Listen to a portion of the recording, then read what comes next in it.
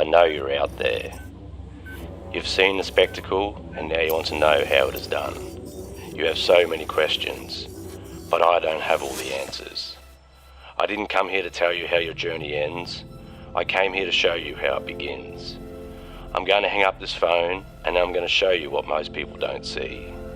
I'm going to show you a world of animated lighting, a world without rules of control, without borders or boundaries, a world where anything is possible. Keep watching as I show you how I built my matrix, but it's not the kind of matrix you may assume.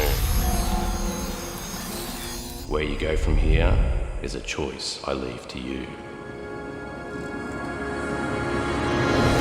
G'day, I'm Jimmy Christmas, and this is my light show. It doesn't look much now, but hang on, let me fix that for you.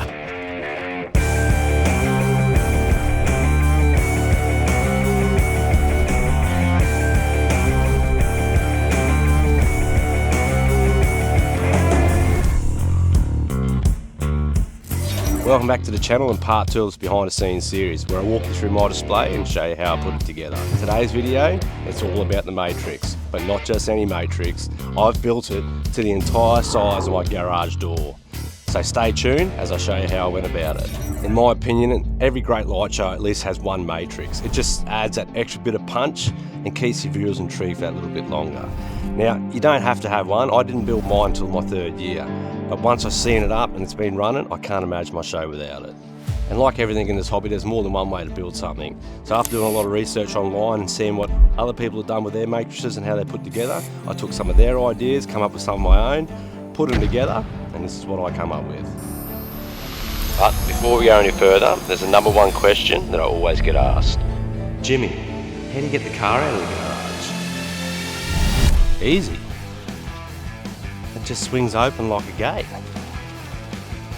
And then I've welded a pin in the middle of the frame here, and then with a hole drilled in the driveway, that pin just locks into there, holds it in place, and I can get the car out. Then when it comes time to close it up, just lift that pin up, close him up, drops into a hole I've drilled here, and then the garage door works exactly as normal. And that was the number one priority for me, keeping the garage functional.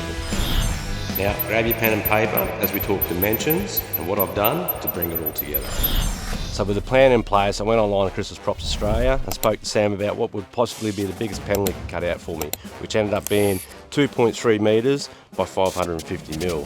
So in total, I ordered 8 panels to cover this garage door.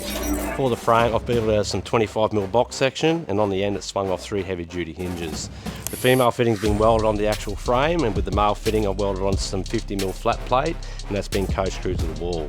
Now I opted for a double hinge at the top, single hinge down the bottom, just to help combat all that weight that's swinging off the end. So I've also put in this cross brace here from this top corner down to the bottom corner, which also just shores things up, helps with even weight distribution and stops things crumbling under pressure. Now on either end of the frame, I've used some 50 mil flat bar, which is where I can screw these panels onto the frame, as well as a middle cross brace here, which I'll weld these pegs onto, and then that's also how these panels are screwed onto the frame. Now another good feature about this and the way it's been designed is that if you do have a pixel failure, it's easy enough just to get behind, cut that bad pixel out and keep the show going.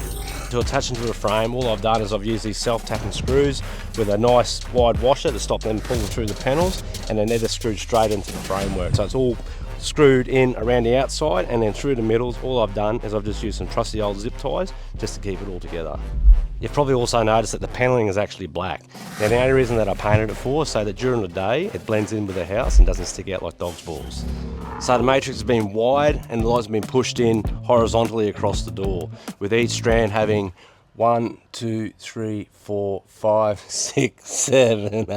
Nah, come on.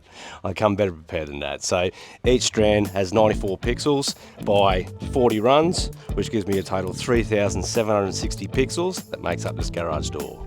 Ideally, I would have liked it to be 100 pixels per strand, just to save that time of cutting 6 pixels off the end of each string. But hey, look, You get that in big jobs sometimes, and you just got to adapt and overcome. So the matrix has been wired pretty well the same as how I've wired my mega tree, where I've taken 4 strands, which then makes a string, and then goes back to one port of the controller. Now at the end of each string, I've also added again power injection, just to help with that voltage drop and keep things bright across the board. So in total, I've got 40 strands divided by 4, which gives me 10 connections to go back to the controller. Now I went with a 50mm space between the pixels.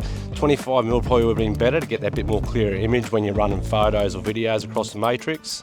But with an average viewing distance of about 30 metres, it still comes up a treat in my opinion.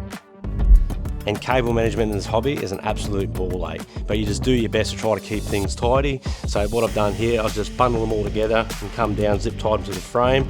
And as they come down here, I've done my best to keep these flat so that when the garage door comes down, which I've set so it's just a little gap underneath, that it doesn't crush these wires. And then from there, just run straight up into the controller. Now that controller that I'm running is a Falcon F16 V4. Again, I won't go too much into the build today because there'll be another video coming out later on in this series where I'll walk you through how I build my boxes. So that's how I've designed and put my matrix together. In part 3, I'll be running you through how I've stuck things on the roof, how things are attached to the house. I'll run you through the outlines, the candy canes, the arches, the spiral trees. I'll give you a run through of it all. So until then, thanks for watching, and I'll see you all in the next one.